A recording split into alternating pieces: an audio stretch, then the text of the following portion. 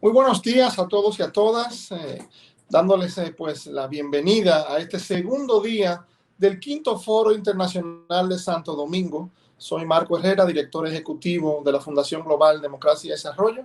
Y bueno, me toca el placer de coordinar, de moderar este panel, esta sesión número 4 de lo que ha sido el foro. Y antes pues, de dar inicio, me permito pues hacer un breve resumen de lo que fue el día 1 de este encuentro, este foro internacional de Santo Domingo. Arrancamos ayer pues con mucho entusiasmo una audiencia importante en toda la región. En un momento incluso fuimos, en varios momentos del día fuimos tendencia en las redes sociales, principalmente acá en la República Dominicana, desde donde se le ha dado seguimiento muy de cerca a estos interesantísimos paneles.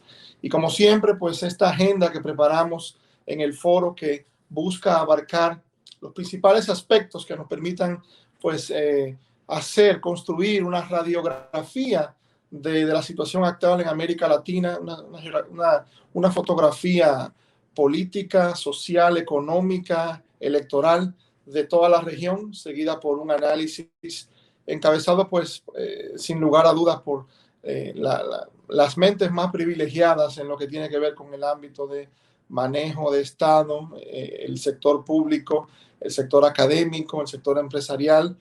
Y bueno, ayer en esta ocasión no ha sido una excepción. Ayer contamos pues con la presencia de varios ex ministros de Hacienda, ex jefes de Estado, en fin. Como siempre buscamos desde Funglode y desde Idea Internacional, cuando preparamos esta agenda, paneles de lujo, como decimos.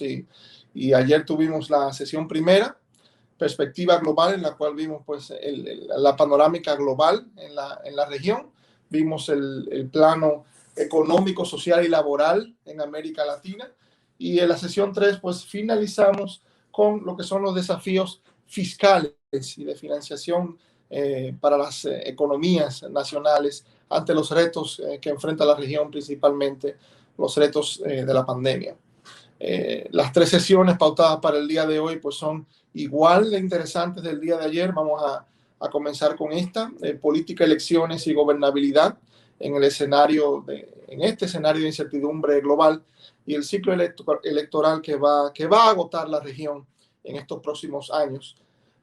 Vamos a tener la sesión 5 sobre la integración o desintegración en América Latina, un tema recurrente siempre en estos foros de Santo Domingo, analizar una panorámica de cómo vamos en temas de integración entre nuestros pueblos, cuando estamos pues más solapados, cuando existen varios espacios de integración o cuando esos espacios se van pues eliminando. Y bueno, luego de esa sesión quinta pues tendremos, la sesión de lujo, la última sesión, que es la nueva realidad latinoamericana, las reflexiones donde los expresidentes pues nos dan una panorámica de todo lo conversado aquí y de la perspectiva en la región para los próximos meses. Con esto pues les exhorto a que nos den seguimiento en el día de hoy en todas nuestras sesiones, y de manera inmediata pues paso a esta sesión número 4, la sesión sobre política, elecciones y gobernabilidad en un escenario de incertidumbre global. En todos nuestros foros de Santo Domingo, desde su primera edición, el ciclo electoral de la región siempre ha ocupado un espacio importante en la agenda, porque siempre nos permite pues ver cuáles son las regiones que van a experimentar, que van a sostener procesos electorales, y cuáles son los retos que se abordan en cada uno de esos procesos. En el caso de América Latina, pues República Dominicana pues, ha sido pionera en navegar en lo que ha sido el navegar a través de el principal obstáculo para el desarrollo de las elecciones en nuestra región, que ha sido la pandemia. Al principio del cierre, el lockdown global, pues vimos varios países en la Unión Europea que pospusieron sus procesos electorales debido a las restricciones de movilidad que la pandemia obliga. Incluso vimos el caso de Bolivia, en el cual también se tomó la decisión de posponer los procesos electorales mientras se definía la incertidumbre de la pandemia. En el caso de República Dominicana, pues también pospusimos nuestras elecciones presidenciales, pero por un término relativamente corto. Y el 5 de julio nos abocamos a un proceso electoral que fue el primer Picasso en la región, fue la primera experiencia de unas elecciones generales en medio del momento más álgido de la pandemia. Y creo que las experiencias en República Dominicana pues sirven de referencia para toda la región, y veremos todos estos temas en lo que son al abordar los diversos procesos electorales de la región. Para toda la región en el año 2021, pues tendremos una agenda activa electoral. Países como Ecuador en febrero, Perú el 11 de abril, Chile, Nicaragua en noviembre, Honduras en noviembre también tendrán elecciones presidenciales, mientras que Argentina y México tendrán elecciones legislativas. Esto, sin lugar a duda, en solo un año, pues presenta un intenso y complejo ciclo electoral en el cual se pone a prueba el sagrado compromiso que tenemos en América Latina de, aún con todos los obstáculos y con todos los retos, pues llevar a cabo sostener el sagrado compromiso democrático de nuestros pueblos y llevar a cabo procesos electorales en generales, diáfanos, que puedan pues manifestar claramente la voluntad de nuestros pueblos. La misma situación de la pandemia pues pone en contexto un alto descontento social, una baja credibilidad institucional, y esto compromete de manera muy fundamental los cimientos de gobernabilidad, paz y democracia en la región, por lo cual estos ciclos electorales pues adquieren una dimensión muy particular. Y bueno, este panel es un panel extraordinario. Vamos a contar con las intervenciones de Kevin Casazamorra, el secretario general de IDEA Internacional, coorganizador de este evento junto con Funglode. Kevin pues cuenta con una amplia carrera política de primer nivel. Ha sido secretario de Asuntos Políticos en la OEA, ha sido ministro de Planificación de Costa Rica y finalmente pues fue vicepresidente de Costa Rica. Contamos con Sergio Vitar, ingeniero académico y un político de amplísima experiencia de Estado, en la cual pues es un privilegio contar con sus observaciones al respecto. Don Sergio ha sido ministro de Minería, ha sido senador de la República de Chile, fue ministro de Educación en el gobierno de Ricardo Lagos, fue ministro de Obras Públicas en el gobierno de Michelle Bachelet y ha sido presidente también del Partido por la Democracia, el PPD. Contaremos también con Denise Dresser, politóloga, académica, profesora del Instituto Tecnológico de México, columnista de la revista Proceso, editorialista del periódico Reforma, autora de múltiples libros. Me permito mencionar El Manifiesto Mexicano, Cómo perdimos nuestro rumbo y cómo recuperarlo, El País de Uno y México, todo lo que los ciudadanos quisieran no saber de su patria. Contamos también con María Herminia Tavares, politóloga, socióloga y profesora universitaria, actual directora del Instituto de Relaciones Internacionales de la Universidad de Sao Paulo en Brasil, autora y columnista también de estos temas. Y finalmente con María Victoria Murillo, directora del Instituto de Estudios Latinoamericanos de Columbia University y profesora de la Escuela de Asuntos Públicos e Internacionales de Columbia University, el CIPA, muy conocido por sus siglas en inglés. Bueno, pues con esta introducción paso, las reglas del panel ya las conocemos. Cada expositor presentará sus puntos de vista durante 10 minutos. Al minuto 9 pues entraremos nuevamente en pantalla para pasar la palabra al siguiente panelista, para luego de las presentaciones finalizar la discusión con preguntas del público y de la audiencia y discusiones entre los panelistas en caso de ser posible. Así que con esto, pues Kevin, agradeciéndote nuevamente tu participación, te paso la palabra para que arranquemos el panel Política, Elecciones y Gobernabilidad en un escenario de incertidumbre global. Muchísimas gracias a Funglode una vez más y a Marco en lo personal. Y quisiera simplemente reiterar la satisfacción que IDEA Internacional siente de ser parte de este foro otra vez. Y quiero además saludar a quienes me acompañan en el panel, sobre todo a don Sergio Vitar, a quien tenemos el enorme gusto de tener como vicepresidente de nuestro consejo asesor. Miren, tengo poco tiempo y voy a tratar de hacer en esos 10 minutos 4 puntos relacionados con la política actual en América Latina y el Caribe en el contexto de la pandemia y de la crisis que ha traído. El primer punto es que las consecuencias políticas de esta crisis aún están por venir.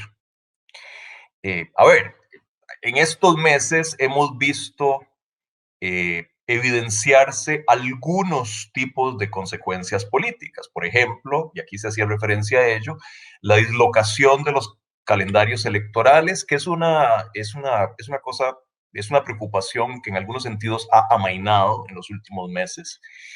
Eh, Todo el tema del uso y el abuso de los poderes de emergencia, que es un tema que ha sido muy discutido en estos meses. Estas son preocupaciones importantes, son preocupaciones reales, son preocupaciones que van a tener consecuencias lesivas para las democracias en algunos casos. Hasta ahora, en su mayoría, no ha sido así, pero va a tener consecuencias lesivas en algunos casos. Pero a mí me preocupa particularmente el tema de las consecuencias políticas derivadas de la crisis económica. Y me temo que este es un tema que va a tardar en decantarse, como fue el caso tras la crisis financiera de 2008-2009.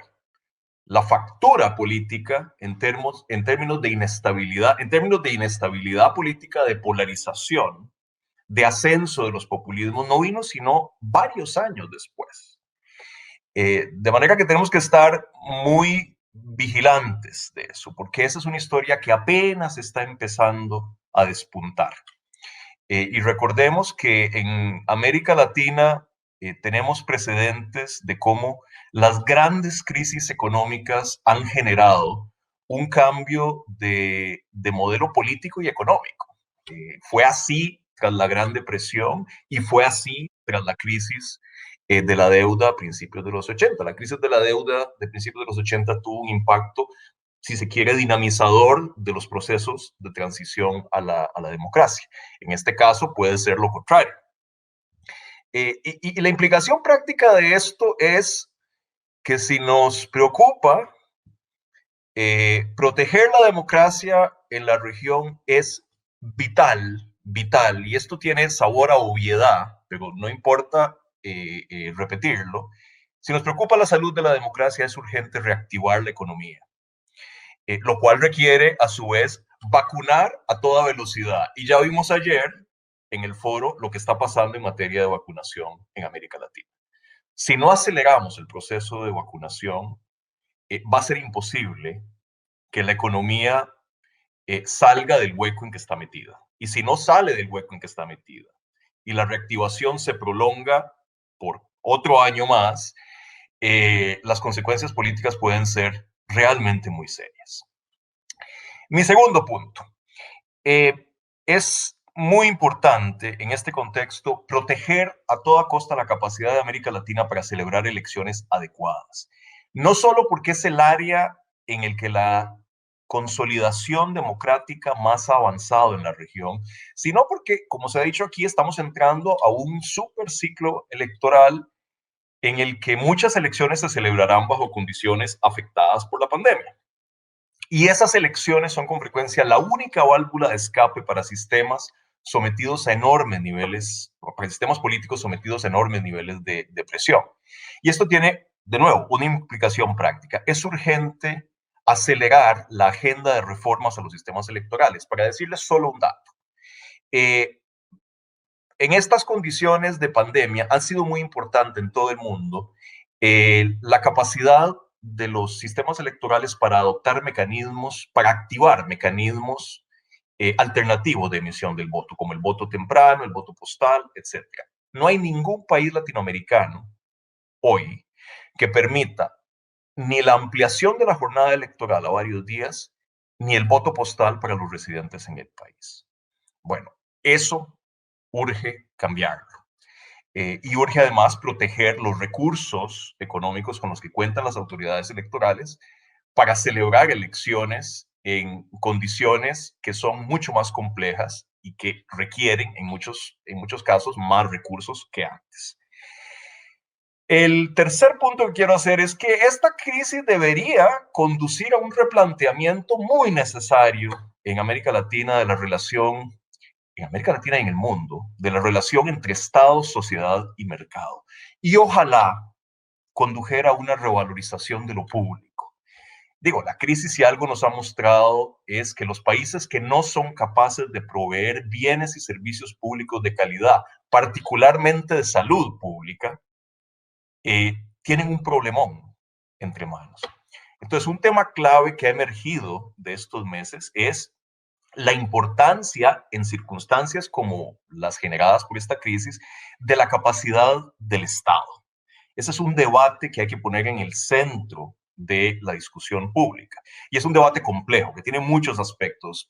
Ahí, en el tema de la capacidad del Estado para actuar en forma eficaz, intervienen asuntos de diseño institucional, de calidad de la administración pública, interviene el tema de los niveles de confianza que ostenta la institucionalidad pública e interviene obviamente una de las grandes asignaturas pendientes en América Latina, que es la salud fiscal.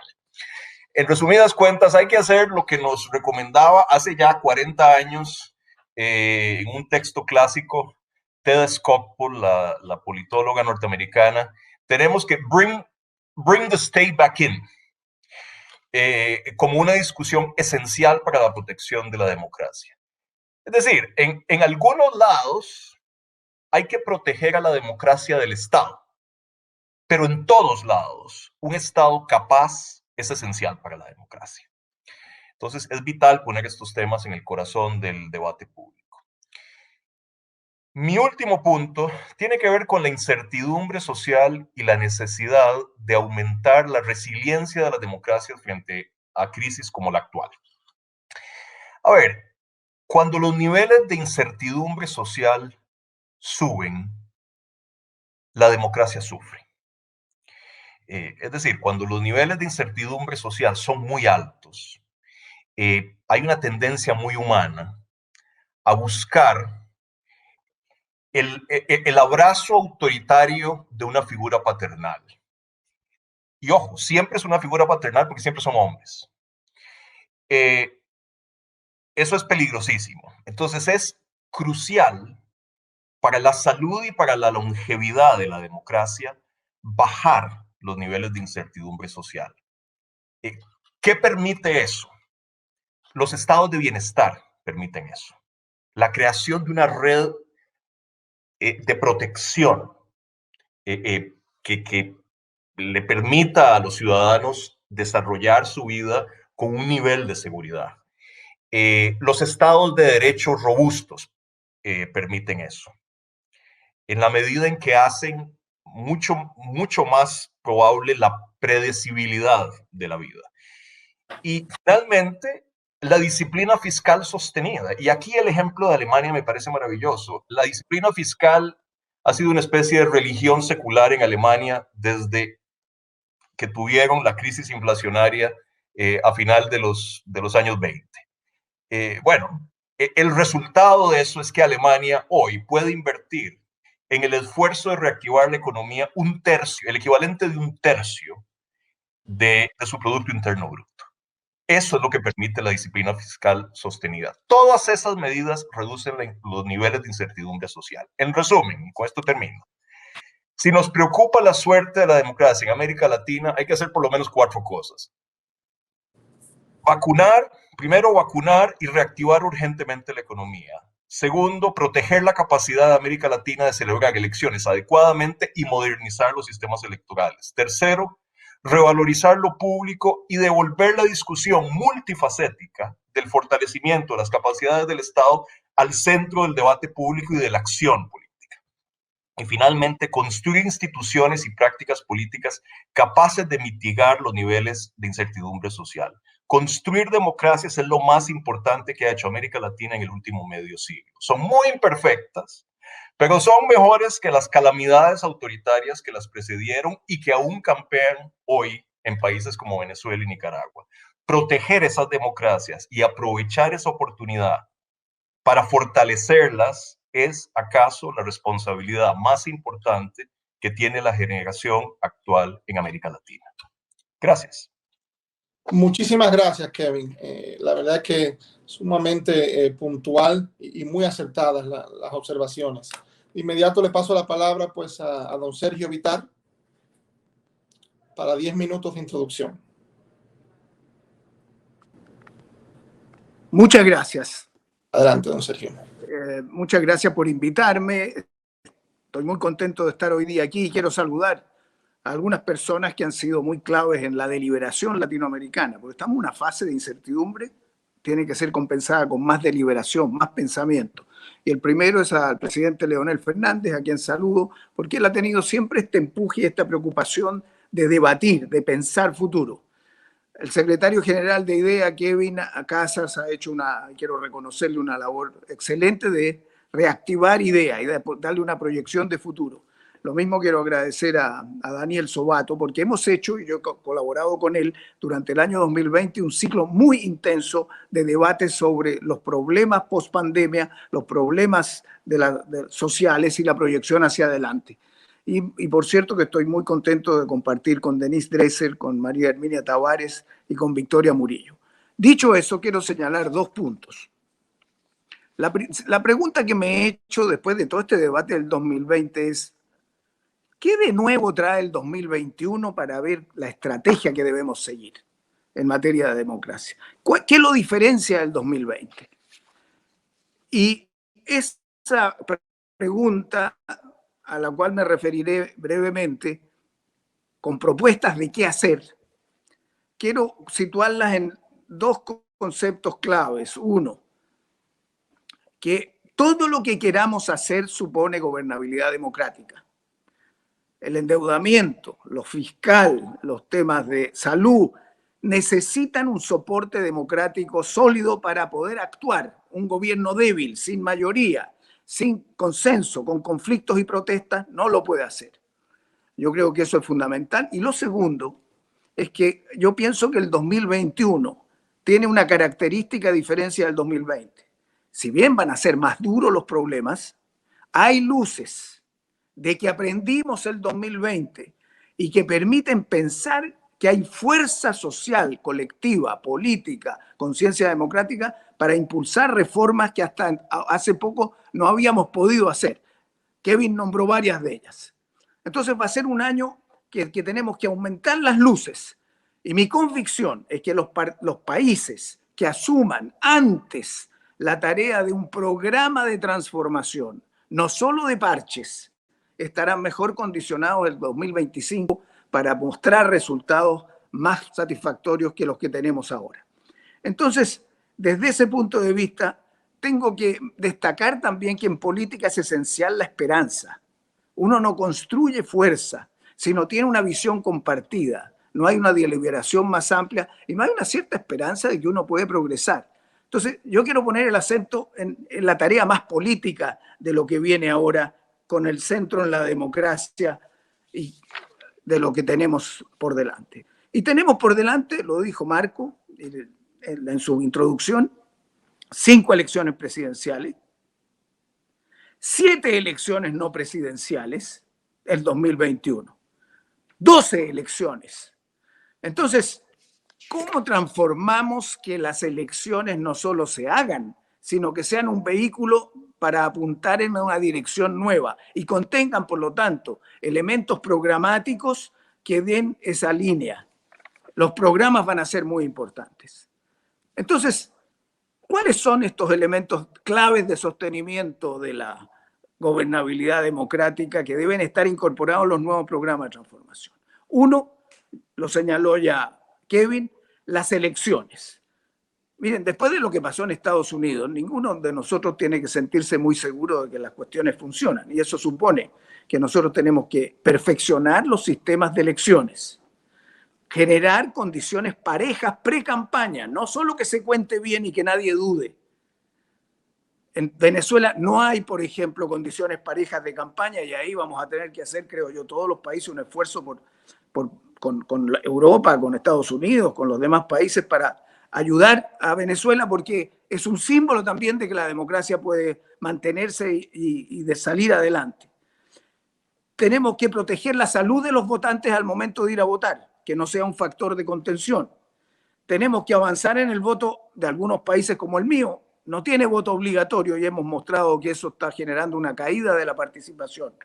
Tenemos que avanzar en la descentralización y el poder local, también para que haya una democracia más directa y haya un aumento también de la presencia de las organizaciones de la sociedad civil. Ese es uno. Dos, la participación. En la discusión constitucional chilena, yo creo que uno de los puntos fundamentales va a ser crear nuevas instancias de participación institucionales. Tenemos muy pocas en América Latina. Entonces, el desajuste y desacople entre la élite y la gente es muy fuerte y eso genera una ilegitimidad de la representación y de la democracia representativa. Paneles ciudadanos, consejos económicos sociales, espacios de deliberación estratégica. Yo pienso en Francia, cuando enfrenta el problema de los chalecos amarillos, se abre una discusión que nunca habían tenido los franceses, que también tienen una tradición cultural más verticalista.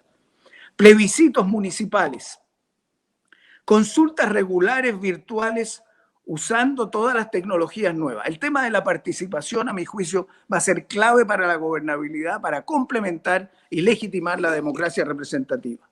Tercero, resguardar la separación de los poderes. El poder judicial es clave, tenemos el problema de Nicaragua. El equilibrio de poderes entre el ejecutivo y el legislativo, tenemos también las experiencias que nos está dando el caso de El Salvador. Nosotros tenemos que ver cómo mantenemos activos los tres poderes y mantenemos especialmente autónomo al Poder Judicial. En ese sentido, una de las grandes discusiones que va a venir, por lo menos de nuevo me reporto a lo que vamos a enfrentar en el caso chileno, es si el régimen presidencial, con un excesivo hiperpresidencialismo, es la solución para una sociedad moderna que va a ser más horizontal que vertical. Y en ese terreno, entonces, tener una capacidad de acción del Ejecutivo que resguarde los equilibrios financieros, pero que amplíe las posibilidades, me parece fundamental. Y eso supone también, desde el punto de vista de la separación de poderes, la transparencia, porque sin eso no vamos a poder enfrentar ni el tema del narcotráfico ni la corrupción. Los medios de comunicación han sido absolutamente claves. Cuarto, el tema de la cultura democrática. Nosotros tenemos que desarrollar más capacidad democrática, cultural, con el ejemplo que permita entender que el consenso no es una mala palabra, que la polarización sí es un mal camino. Y por lo tanto, todo lo que signifique retomar el concepto de negociación, de compromiso, es la esencia de la política. La deliberación política permanente, el respeto a la diversidad y a la dignidad del otro, me parece que es clave. Un quinto punto es el tema del pacto social. No va a haber, también ya se señaló, no va a haber esa posibilidad de sostener la gobernabilidad sin una base mínima de sustento a todos. Y la pandemia ha demostrado que el Estado puede hacerlo. Parece increíble que hoy día en todas partes se hable del ingreso básico universal como una posibilidad, aunque sea progresivo, cuando antes esta posibilidad no existía. Y las reformas tributarias necesarias para darle sostén. De manera que el camino hacia una mayor igualdad, derechos básicos universales, provisión de bienes públicos y servicios públicos básicos también para sostener, son claves para generar un ambiente de proyección, para encauzar las demandas por la vía institucional y en particular en este terreno del pacto social, lo primero que va a venir y a donde hay que poner todos los esfuerzos en la reforma del sistema sanitario y de salud.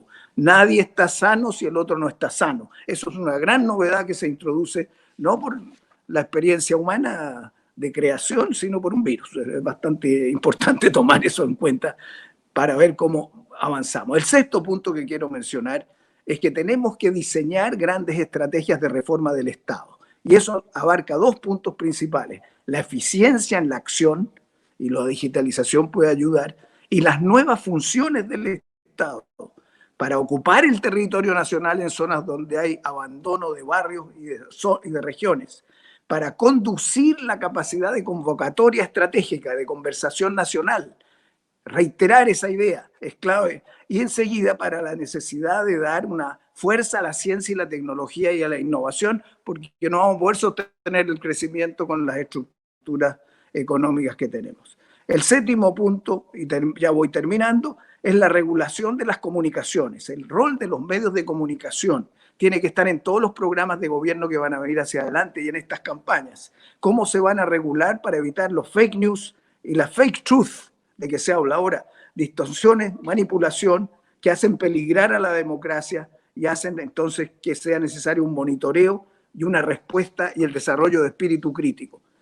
Y el octavo punto que quiero mencionar es la necesidad de acuerdos globales. No es posible sostener la gobernabilidad solo con gobernabilidad nacional. Necesitan mecanismos de gobernabilidad global. Y para eso América Latina yo creo que puede dar un salto de conversar ya no tanto la integración económica y de inversión, la integración, los acuerdos y coordinación de políticas específicas, desde la salud, los recursos financieros, la autonomía respecto al conflicto geopolítico China-Estados Unidos, la posibilidad de acercarse a la Unión Europea en términos de valores y también del acuerdo Mercosur-Unión Europea. Todo lo que significa también la revisión de la Carta Democrática que cumple 20 años este año.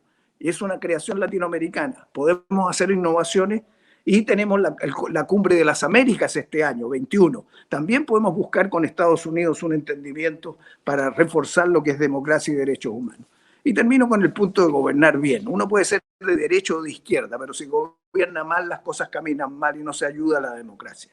El tema de tener una estrategia, tener un programa, es clave, pero más que eso hay que tener capacidad de gobernar, hay que tener gente preparada para hacer las cosas. En conclusión, el 2021 creo que puede ser un año clave de bifurcación, en que lo que hacemos el 21 es empezar a introducir los elementos claves para la gobernabilidad, para poder sostener la economía y con eso dar un salto, de dejar atrás el presentismo y apuntar a un programa de transformación. El nuevo rumbo puede ser el 2021, el año en que se inicie. Esa es mi propuesta. Muchas gracias. Muchas gracias, don Sergio. Continuamos con Denise Dresser para su presentación de 10 minutos. Denise. Gracias, buenos días. Un gran placer estar con ustedes. Voy a centrar mis comentarios en México, pero mucho de lo que digo se puede extrapolar a la región, señalando los puntos de alerta, los focos rojos que están surgiendo aquí y en muchos sentidos en otros países también. Tengo una perspectiva bastante pesimista sobre mi país. Al frente de lo que llama la cuarta transformación, Andrés Manuel López Obrador ha pasado 2 años desmantelando pesos y contrapesos, debilitando instituciones autónomas, controlando de manera cada vez más discrecional y opaca el presupuesto y regresando al país a lo que parecería ser un sistema renovado de partido hegemónico.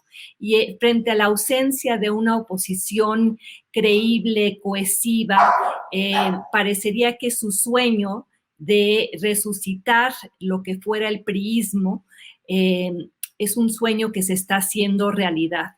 Él incluso hace unos meses declaró que la pandemia del COVID-19 le había caído como un anillo al dedo, porque se ha traducido en la posibilidad de llevar a cabo acciones de emergencia y descentralización del poder en el poder ejecutivo que hubiera sido imposible llevar a cabo en tiempos más normales.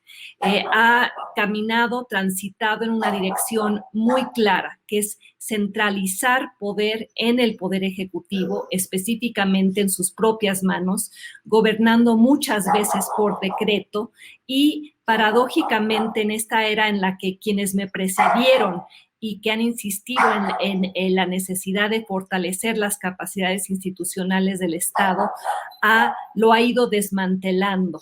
y lo ha logrado hacer manteniendo una muy alta popularidad, porque se presenta como alguien en contra del establishment, en contra de los partidos políticos convencionales, vistos como poco representativos y muy alejados de las necesidades de la población.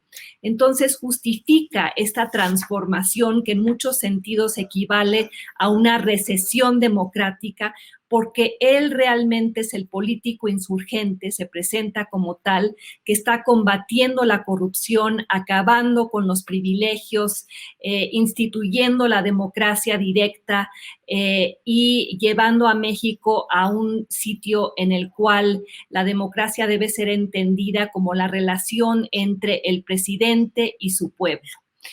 Y frente a estos retos que han planteado mis predecesores, es claro que está eviscerando las capacidades del Estado, no fortaleciéndolas. Argumenta que está combatiendo la corrupción, insisto, peleando contra los privilegios, pero eso ha llevado esencialmente al desmantelamiento gradual del Estado mexicano.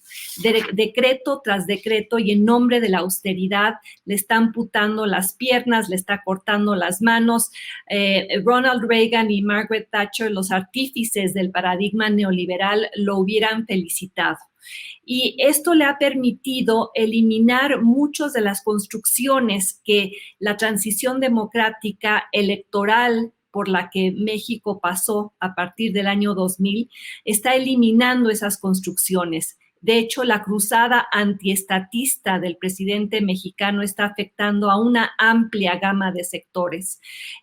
Periodistas a los cuales embiste el servicio civil, dado que ha eliminado grandes segmentos del sector salud, el sector regulatorio, ciencia y tecnología, apoyo estatal a las mujeres, y de acuerdo con la narrativa oficial, los recursos que se están redireccionando para ayudar a enfrentar la pandemia, eso ha resultado falso porque en realidad son recursos que están yendo a sus grandes obras de infraestructura que quiere que sean el legado emblemático de su administración. Y también los recursos están yendo, y esto es extraordinario para México y extraordinariamente alarmante, al fortalecimiento de las Fuerzas Armadas.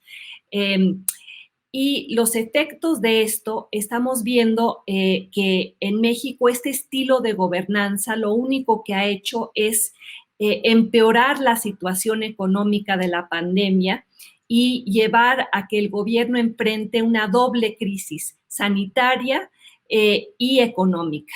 Mientras en muchos países de la región se anunciaron medidas para paliar lo peor de la pandemia, y vimos cómo el neoliberalismo era reemplazado por el keynesianismo y países decidieron, como sugirió Kevin Casas Zamora, regresar al Estado, bring the state back in. Aquí en México, al contrario, lo que hubo fue más recortes, más austeridad, más desmantelamiento del Estado.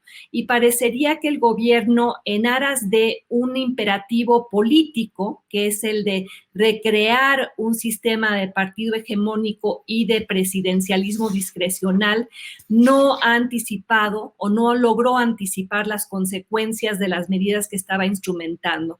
Y por eso México hoy enfrenta una contracción económica, la peor de la región, augurada en una contracción del 9% del Producto Interno Bruto, más de 150,000 defunciones oficiales, hay un subregistro, tendrían que ser multiplicadas por 3, una multiplicidad de empresas quebradas, más de 1 millón de empleos formales perdidos, y ante esto, elecciones para renovar 15 gubernaturas y la mayoría en el Congreso, el Congreso en julio del 2021. Y un presidente que tiene alrededor del 60% de popularidad.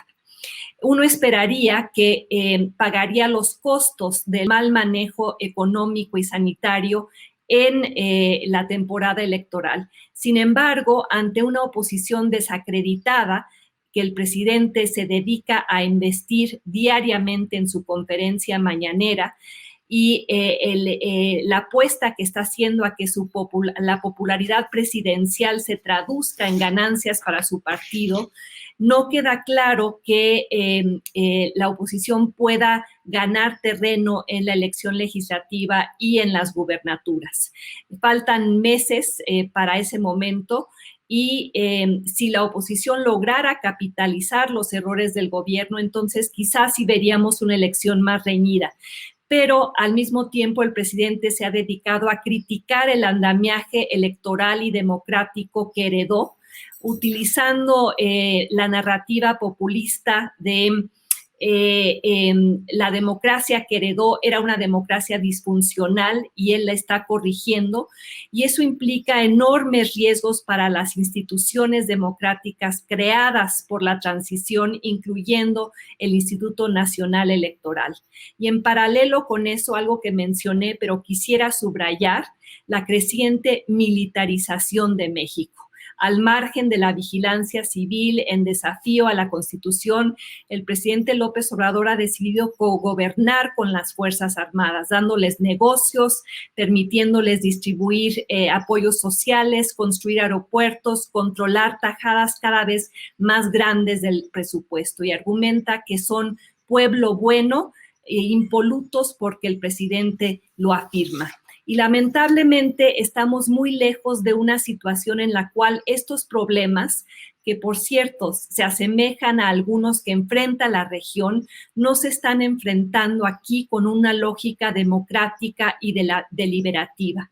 En México hoy prevalece la lógica de la polarización y la política de la identidad. No importa los argumentos que proveas, sino quién eres. Y quién eres lo define el presidente a través de la mañanera y a través de la desacreditación de los críticos, a quienes llama diseminadores de fake news. Y añadiría un elemento final a la situación preocupante que veo emerger, que es la llegada de Biden. Biden ha prometido regresar al multilateralismo, a la normalidad diplomática, que en muchos sentidos significa ignorar rutinariamente a América Latina, excepto cuando hay problemas graves en la región. Creo que su interés se va a centrar en Venezuela, en Cuba y en Centroamérica, particularmente en el tema migratorio. Pero eso requeriría la colaboración del presidente López Obrador. Y López Obrador ha dado señales cada vez más claras de que no va a buscar la colaboración con el nuevo gobierno estadounidense, sino el conflicto, peleándose con la DEA, exonerando al general Cienfuegos, que fue arrestado en Estados Unidos por supuesta colaboración con el narcotráfico, regresado a México y exonerado.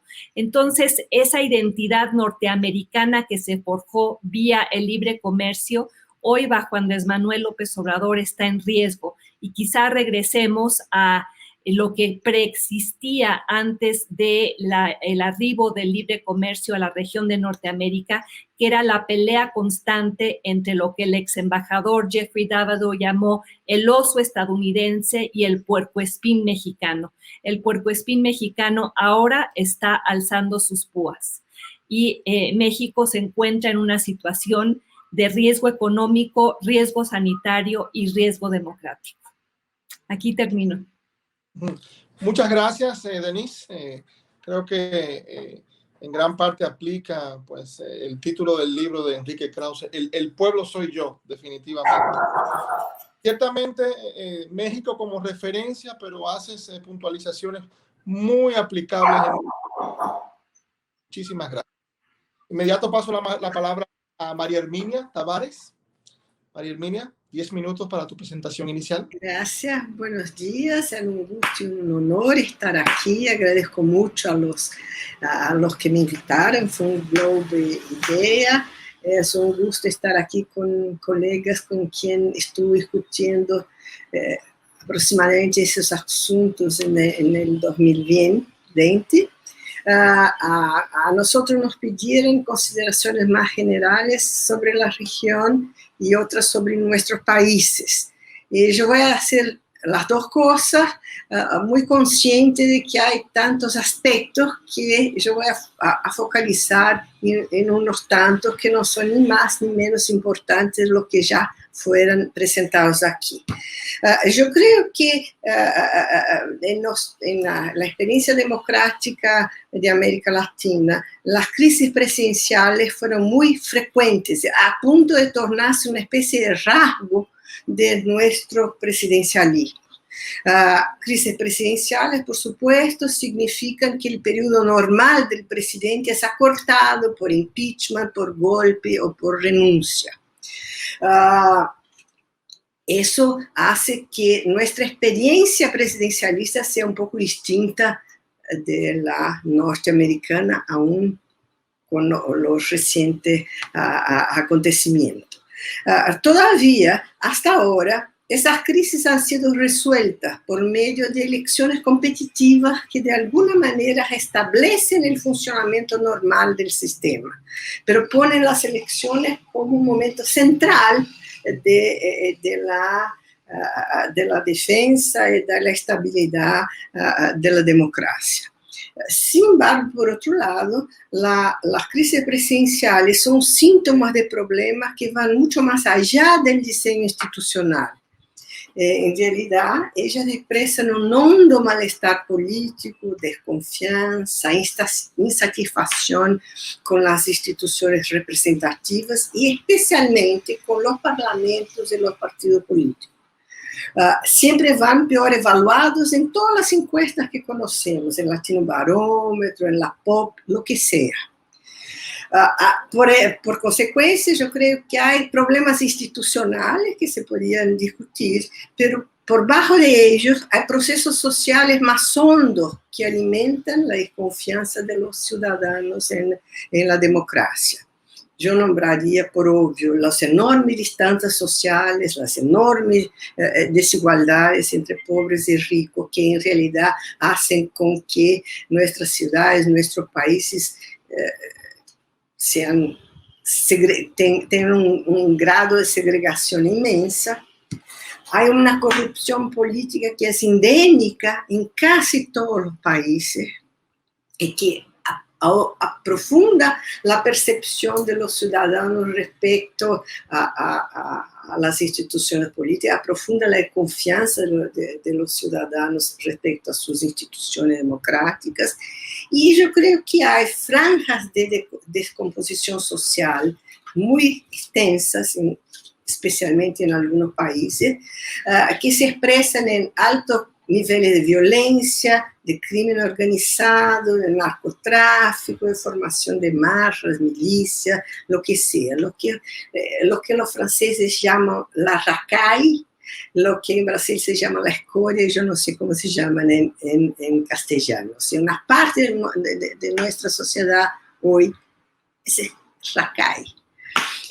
Así, de otra parte, yo creo que en esos años recientes, e incluso bajo la pandemia, hubo fenómenos novedosos de formación de movimientos sociales democráticos en torno a temas que no eran tan importantes y no son tan importantes en la agenda de los partidos.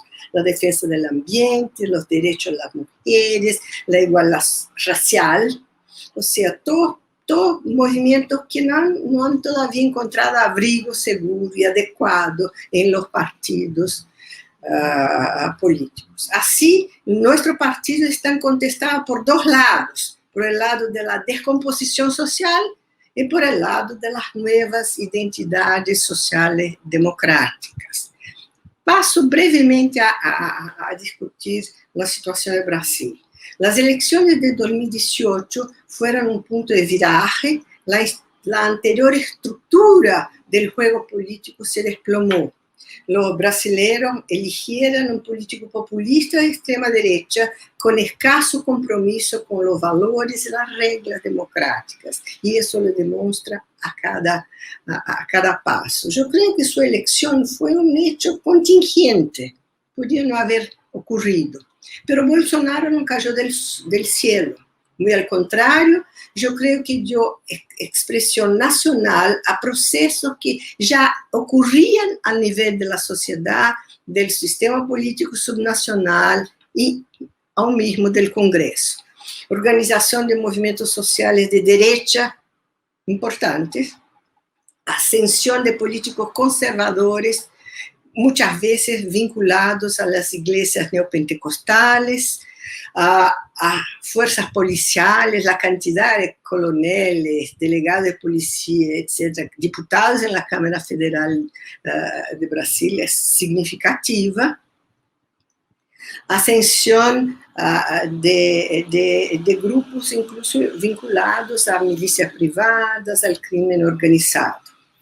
Así que hay una persistencia de desconfianza y descrédito de los partidos del Congreso y de los políticos profesionales que fueron explotadas por esos grupos y fue explotada por la retórica de Bolsonaro. En realidad, Bolsonaro dio identidad política a eso que ya existía en Brasil y que estaba sumerso por el juego político entre coaliciones de centro-derecha y centro-izquierda con significativa convergencia programática. Él dio así identidad con un discurso que juntaba conservadurismo y costumbre con la denuncia de la corrupción, con la denuncia de las élites, de los intelectuales, de la ciencia.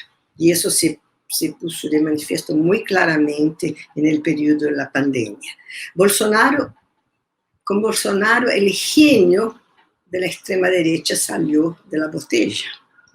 Y cualquiera que sea el destino de su gobierno, que en ese momento está acosado por la crisis económica, la incompetencia de la gestión de la economía, este grupo que es minoritario en la vida política brasileña, pero es una minoría importante, yo diría que puede llegar a 1/3 de los brasileños, ese grupo, por ende, que es una minoría importante de extrema derecha, va a estar ahí y está ahí para quedarse.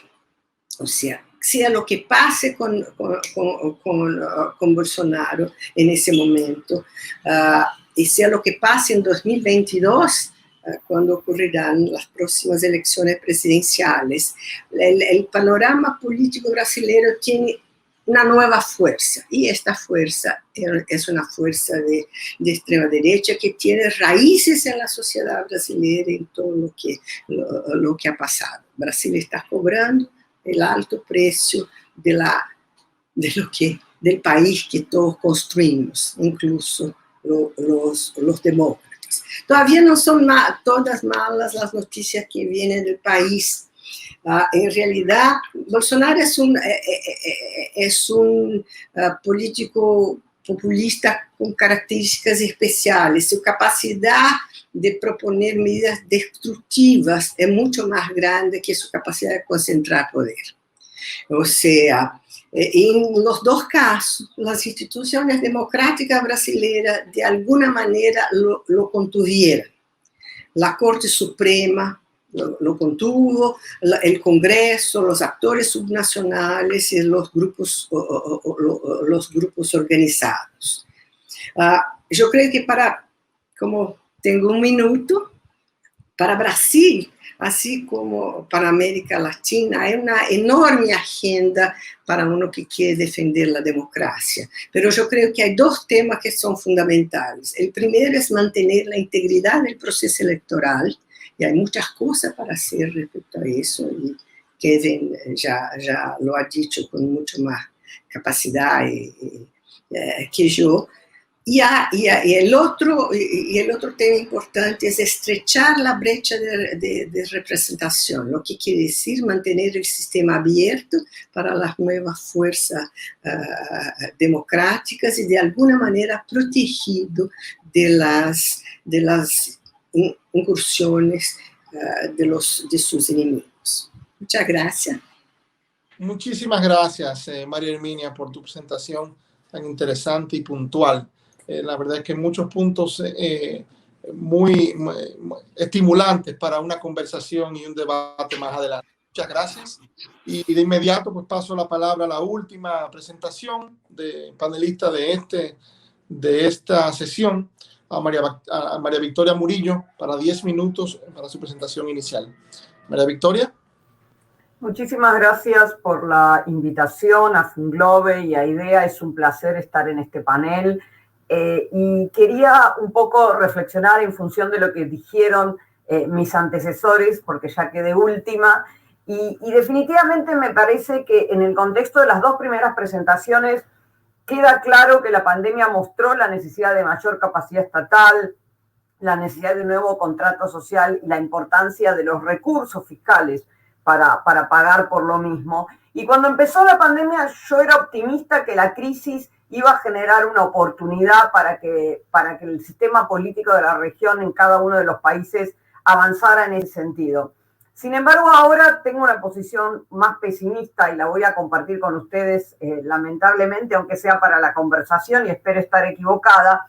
Yo lo que veo, lo que vi en 2020, que fue el año de pandemia, y no lo veo tan distinto en 2021, es una continuación de las tendencias políticas que veníamos viendo antes de la llegada de la pandemia. Recordemos cómo terminó América Latina antes de marzo 2020, cuando empezaron a cerrar los países. América Latina venía de una crisis de representación, las encuestas nos lo habían dicho, tanto la POP como el Latino Barómetro, el hecho que la apreciación de la democracia había caído en toda la región, no del sistema democrático, sino del funcionamiento del sistema democrático. Y acá me parece importante, yo coincido con toda la lectura que hizo María Herminia de los problemas de la política de la región, pero esta necesidad de que la gente vea que el sistema político produce resultados para su vida diaria. Y en ese sentido terminamos 2019 pasando por un periodo de protestas, especialmente el octubre chileno, la más dramática, y en el 2020 nos despertamos a otras protestas bastante similares en el caso peruano. En ambos casos yo creo que mostraron unas crisis de representación muy profundas en esos países. También se mantuvieron las protestas en los países más polarizados, donde están más divididos en dos, agrietados, como decimos en Argentina, en el caso boliviano, sobre todo antes de la llegada de la elección. Incluso un país como Argentina, que no ha tenido un conflicto tan grande, hemos visto que ha habido protestas durante la pandemia que siguieron la misma lógica polarizadora de la elección presidencial anterior. Entonces me parece que en este contexto la pandemia hizo mucho peor la crisis, porque sumó una crisis económica que venía, la hizo mucho más intensa, generó una crisis de salud, y en ese sentido es difícil para todos los gobiernos de la región mostrar resultados. Lamentablemente eso ha sido para países que trataron de hacer las cosas bien y para países que ignoraron la pandemia. Puede haber sido un poco peor, un poco mejor, pero no hay tantas historias exitosas que contar en la región. Entonces se hace muchísimo más atractivo, pese a que entiendo los riesgos que lleva, como dijo Sergio Vitar en su presentación, la idea de polarizar. Porque si no hay nada que ofrecer, polarizar es una alternativa de mostrar diferenciación a la oposición. Y lo que vemos acá, que es bien interesante, es que frente a una crisis no se produce el efecto unificador que los norteamericanos llaman rally around the flag, ¿no? Que todos nos unificamos frente a una guerra, un riesgo común. Se dio brevemente en algunos países al principio de la pandemia, pero ahora lo que hemos visto es un regreso a estas políticas de polarización que tienen dos riesgos. Por un lado, el que no se puede hacer nada porque no se puede conversar, no se puede llegar a consensos, no se puede hacer política pública. Y por otro lado, que, como bien describió Denise en el caso mexicano, justifican concentración de poder en el Ejecutivo. Ambos son un riesgo para la legitimidad democrática, primero porque la población ve al gobierno incapaz de proveer resultado, y el segundo porque genera tensiones entre los distintos poderes del gobierno. Entonces me parece importante pensar por qué tenemos esos riesgos y qué tipos de polarización tiene la región. Y ser conscientes de por qué llegamos a esta situación. Me parece que hay dos tipos de polarización en la región. una polarización que reestructura el sistema de partidos y de representación y que de algún modo está siendo una respuesta a las crisis de representación. Y una segunda tipo de polarización que reafirma las divisiones preexistentes y de algún modo ancla la competencia electoral. En las elecciones de 2012 tenemos ejemplos de ambos tipos. La polarización que reestructura el sistema de partidos y responde a una crisis de representación. Me parece que los dos ejemplos más acabados son el de El Salvador y el de México, del que escuchamos hablar recién en la presentación fantástica de Denise. Y en esos casos tenemos presidentes muy populares que van a elecciones donde aparentemente van a consolidar aún más ese poder, pese a que no tienen resultados particularmente buenos, como describió Denise, en la economía, en la pandemia, y ni siquiera en el término de la seguridad pública. México también ha tenido un fracaso en ese sentido. Entonces es interesante que la estrategia del presidente en ese gobierno, que parece ser exitosa en ambos casos, es presentarse como una alternativa a un sistema político que ignora a la mayoría de la ciudadanía. Entonces, eso tiene ese efecto, pensemos, no solo porque el presidente es particularmente diestro en hacerlo, sino porque hay una crisis persistente de representación. O sea, pensemos en el caso mexicano, que los tres partidos, los que estudiamos México, el PRI, el PRD y el PRI, el PRD y el PAN, están yendo juntos en algunos distritos. O sea, realmente la alternativa, el diferenciamiento de los partidos políticos es casi nulo para la mayor parte del electorado. El segundo tipo de polarización es una polarización que de algún modo pretende dar respuesta a la crisis de representación diciendo nosotros versus ellos. Esa es la polarización que reafirma divisiones preexistentes. Yo diría que las principales elecciones que este año vienen en esta dirección son las de Bolivia municipales, las de Ecuador presidenciales y las de Argentina legislativas. En estos casos se va a reafirmar una polarización que ya existía en el país. Me imagino yo el caso ecuatoriano es donde lo vamos a ver más fácilmente. Pero esta polarización organiza la competencia política, no provee un cambio. Por más de que todos acusen al otro de lo peor, en realidad organiza en dos coaliciones, o los que amamos y los que odiamos, si bien no son lo mismo los partidos, la competencia política. Y después hay países de los que no me voy a referir porque están más en el tema de la democracia misma, está más en juego, que son Venezuela, Nicaragua y Honduras. Ahora, en los casos donde no hay polarización, y esto viene un poco a cuenta del comentario de Sergio Bitar, la situación no es necesariamente buena. Los dos países que menos polarización política tienen y mayor fragmentación política tienen en sus elecciones presidenciales de este año son Chile y Perú.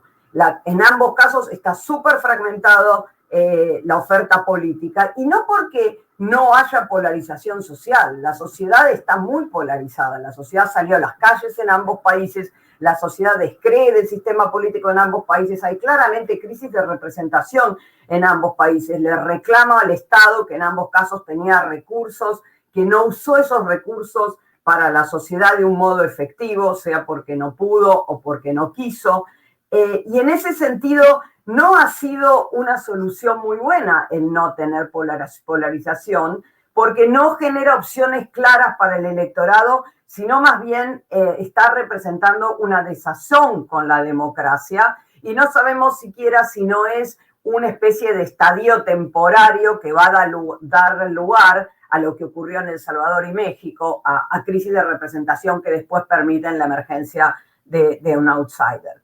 Es por eso que me parece que la situación de la región es una situación complicada, donde yo coincido con lo que argumentaron tanto Sergio Bitar como Kevin Casas, con lo que es la agenda a futuro, pero veo bien difícil la colaboración entre partidos en lograr esa agenda a futuro, porque no, es muy difícil abandonar la tentación de polarizar para demostrar que ofrecemos algo distinto, para demostrar que no formamos parte de esa vieja política que, como bien describió María Herminia, está tan desprestigiada en casi toda la región.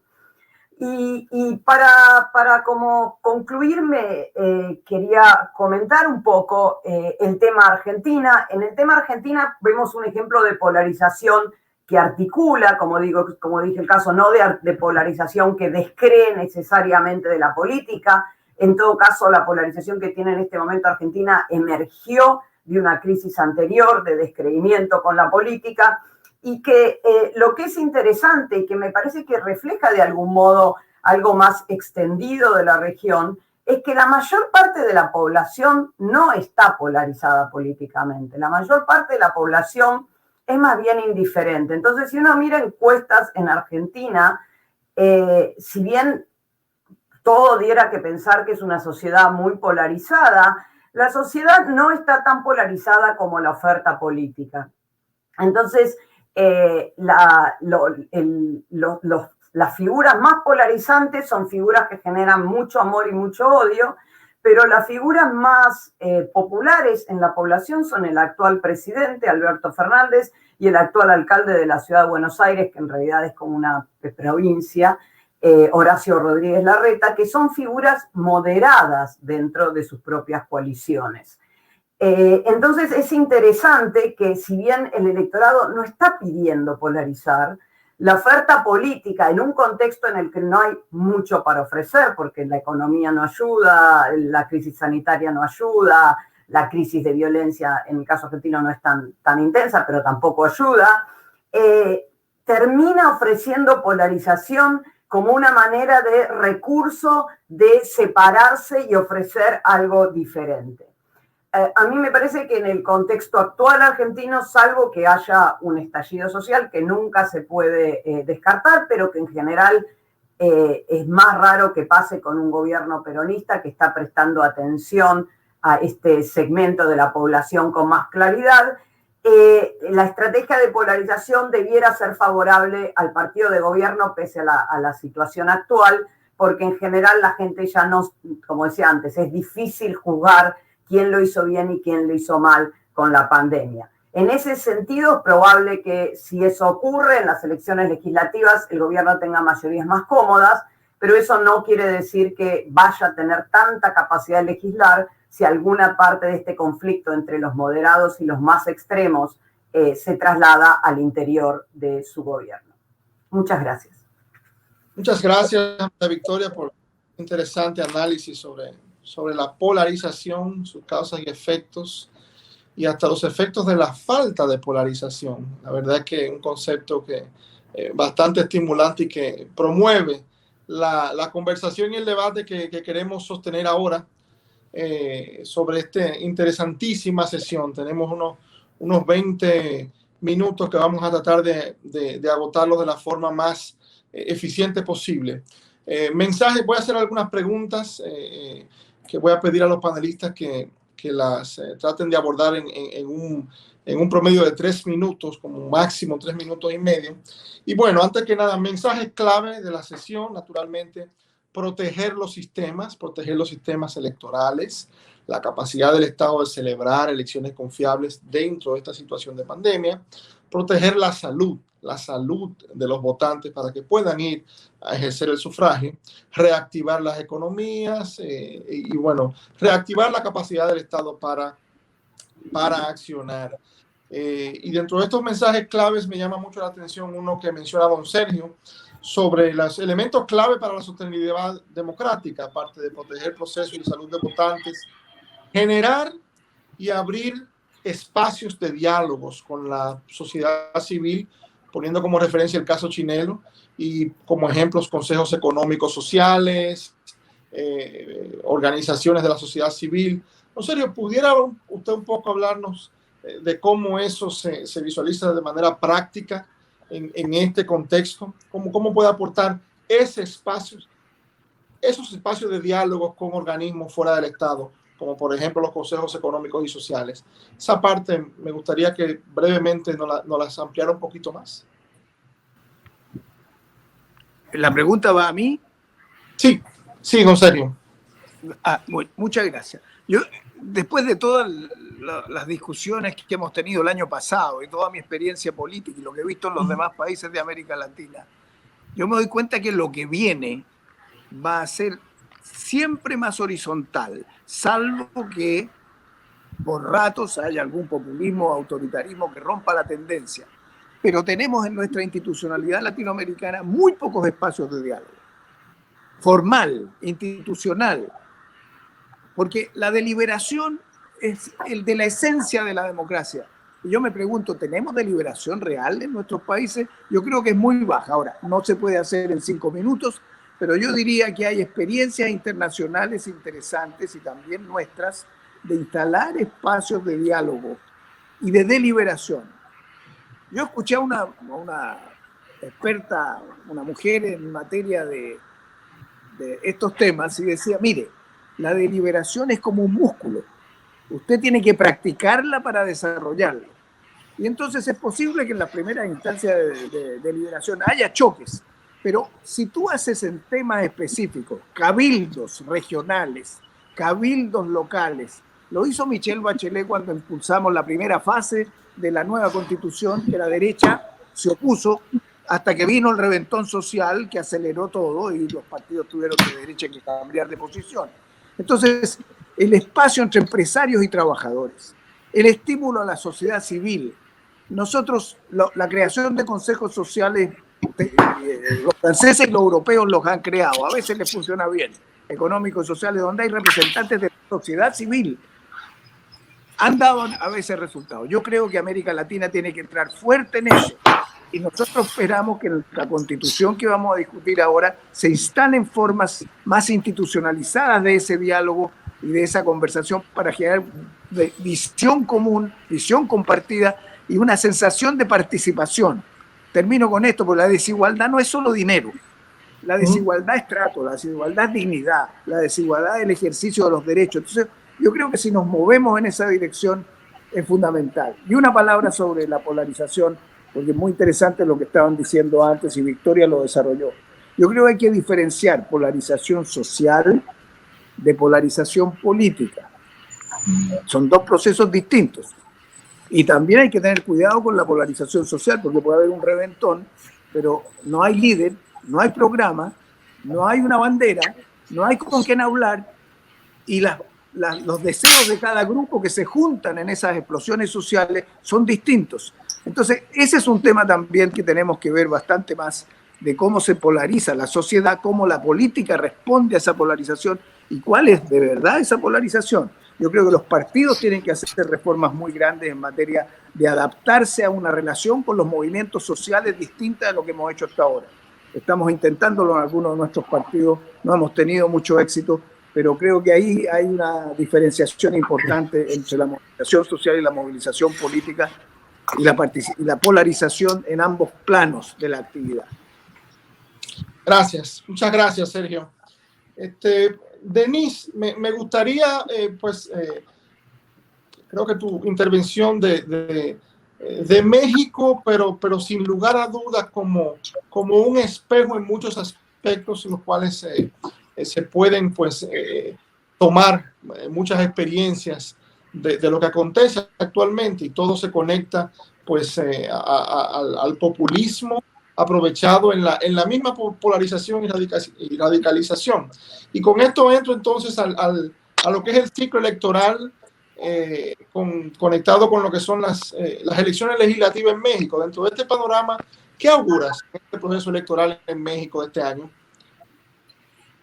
Sí, yo quisiera retomar algo que se dijo sobre Bolsonaro, que no cayó del cielo, o sea, es producto de una serie de circunstancias políticas, económicas en Brasil, y López Obrador es exactamente el mismo fenómeno, es consecuencia de reformas que tuvieron que haberse hecho y que no se hicieron.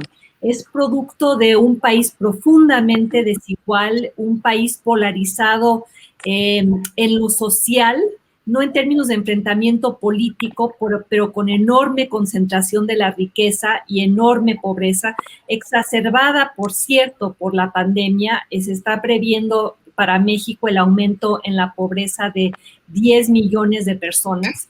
Entonces, el surgimiento de un protopopulista en México no es inusitado, es parte de una tendencia global y también latinoamericana en ciertos países. Ahora, ¿por qué tanto arraigo y por qué la dificultad de la oposición en enfrentar el fenómeno del populismo López Obradorista?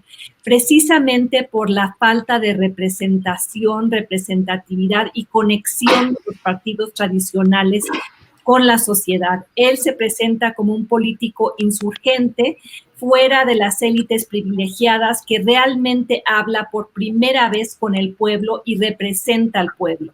En este contexto, los partidos convencionales, el PRI, el PAN, el PRD, no tienen una contranarrativa eficaz. Ellos fueron parte del país que produjo Andrés Manuel López Obrador, ese país de corrupción, de privilegios, ese país de rentismo, de monopolios, de concentración económica, y que él de manera muy eficaz usa el pasado para justificar lo que se está haciendo en el presente.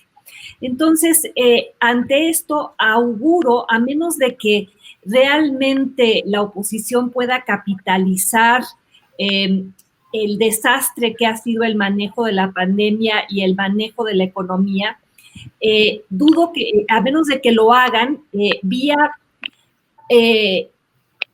perfiles moderados, perfiles nuevos, que tengan arraigo en lo local, porque las elecciones legislativas importa menos la figura presidencial que la disputa en lo local. Y en lo local, Morena quizá no pueda aprovechar, el partido del presidente quizá no pueda aprovechar su popularidad. Pero por el momento, si tuviera que hacer un augurio en esta instancia, yo diría que en este momento, que el observador va a mantener el predominio del Congreso. Y en la medida en la que mantenga ese predominio, va a poder hacer avanzar su agenda de manera mucho más rápida y peligrosa para el país, porque esa agenda, como lo dije en mi presentación, entraña concentración de poder, desmantelamiento de pesos y contrapesos y una amenaza para la integridad electoral y democrática del país, porque su mayor pleito en este momento es con la autoridad electoral, con eso que fue la joya de la corona de la transición mexicana y que una institución emulada en muchos otros países, una institución electoral autónoma con problemas, defectos, etcétera, pero el gran logro de la transición que permitió el terreno nivelado de juego entre los partidos y que le permitió a la oposición ganar. En la medida en la que México regresa a un sistema de partido dominante y con el efecto añadido de la militarización, pues, y si se consolida Andrés Manuel López Obrador en esta elección legislativa, creo que vamos a tener López Obradorismo con todo lo que eso entraña para México para mucho rato. Muchas gracias, Denise.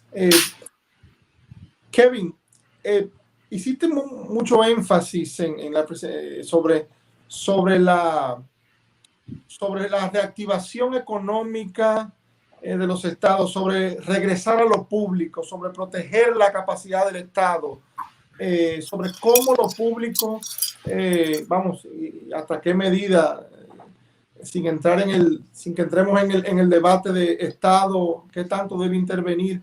Pero me gustaría en estos tiempos particulares y con cara a procesos electorales particulares, ¿qué tanta discrecionalidad o qué tanta preeminencia debe tener el Estado en la región?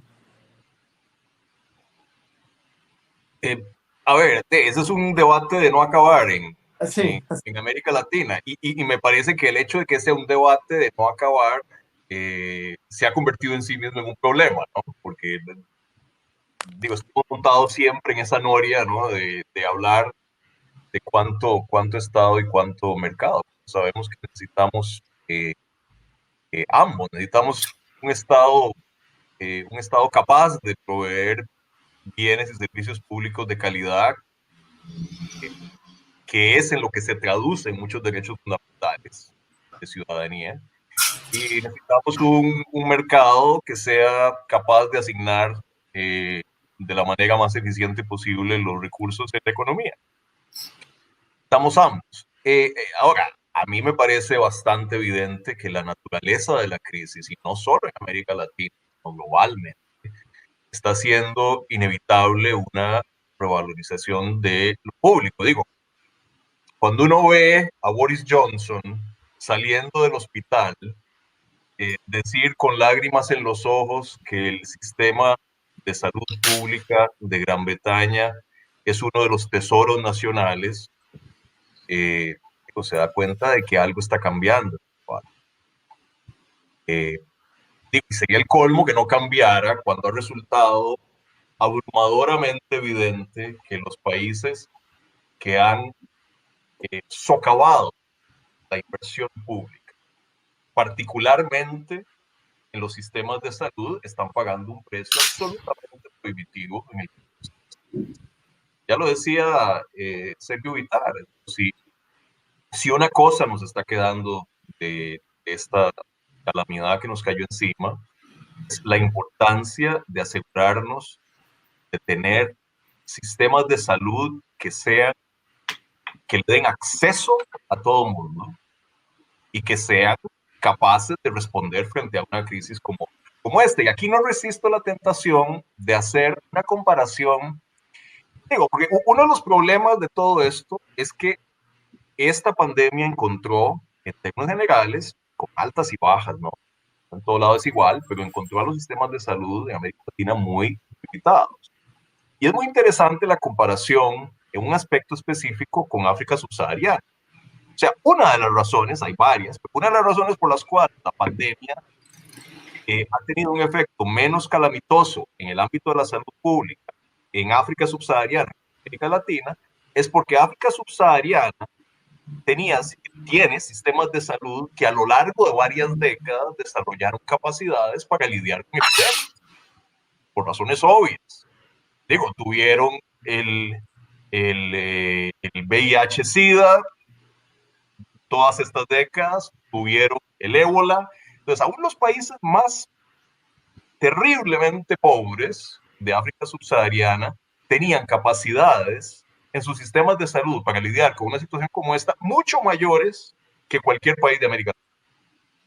Entonces, ojo, yo creo que eso es un ejemplo muy específico de una discusión más amplia sobre la necesidad de invertir en la provisión de bienes y servicios públicos que obviamente solo lo puede hacer el Estado.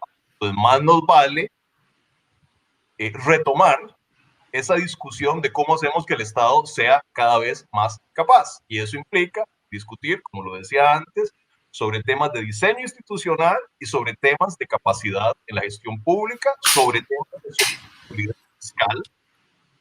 Y finalmente, y este es uno de los temas complicadísimos en la región, sobre el tema de confianza en las instituciones públicas, cosa que nos obliga inevitablemente, si hablamos de confianza en las instituciones públicas, a plantear el tema de la corrupción.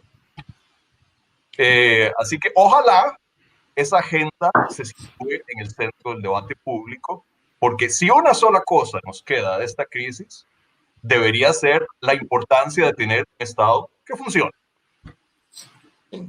Gracias, gracias Kevin. María Victoria, introduciste un tema muy interesante cuando hablábamos de la radicalización, la polarización y cómo eso se liga al populismo, pero introduciste el concepto de la falta de polarización y cómo eso también en un extremo no puede ser negativo. Se me ocurren cosas como, no sé, como la apatía social, como el completo desvinculamiento de la sociedad en estos procesos electorales en particular. ¿Cómo puede poner en riesgo lo que es la falta de polarización ante estos procesos electorales, ante estas oportunidades para que los ciudadanos de la región pues vayan a elegir a sus gobernantes? Sí, acá yo quiero recobrar lo que dijo Sergio Vitar y que estaba también implícito en la presentación de María Herminia, la importancia de la polarización social que corta toda la región. Entonces, lo que hace la polarización política es a veces organizar esa polarización social. ¿no? Y en algún modo, si uno piensa en las protestas, por ejemplo, yo estoy trabajando con datos de encuestas de protestas en Bolivia o en Argentina, la educación, la clase social, son marcadores claros que dicen quién va a salir a protestar durante la pandemia, porque, claro, el MAS representa a los sectores más vulnerables y en el caso de Argentina la oposición son los sectores de clase media más educados. Ahora, en lugares donde hay esa polarización social, pero no hay una polarización política que lo organice, y acá estoy pensando en los casos como los de Perú y Chile, lo que se ve es realmente lo que dijo de algún modo Sergio Vittar, las elecciones ya no sirven de válvula de escape, como dijo Kevin, me pareció una frase muy, muy acertada, sino que lo que ocurre en lugar de elecciones es una explosión social. Y esa explosión social muestra el grado de desazón con el sistema político. Y acá hay que pensar, si uno mira la data de las protestas de 2019 en Chile y las protestas de 2020 en Perú, como los grandes estallidos, los que protestaron no fueron los más pobres en ninguno de los dos lugares, porque los más pobres ya ni creen en el sistema político, ya no pretenden nada.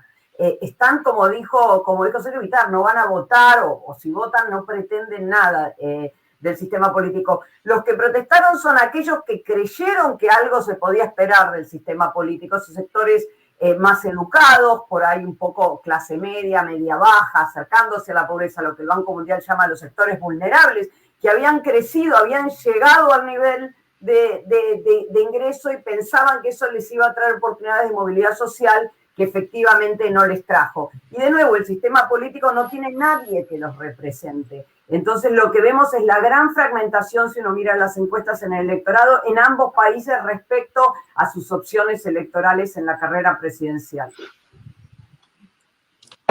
Gracias, María Victoria. María Herminia, tu presentación pues también hizo un énfasis, fue muy comprensiva y general, hizo también un énfasis especial en lo que es la polarización y sus efectos.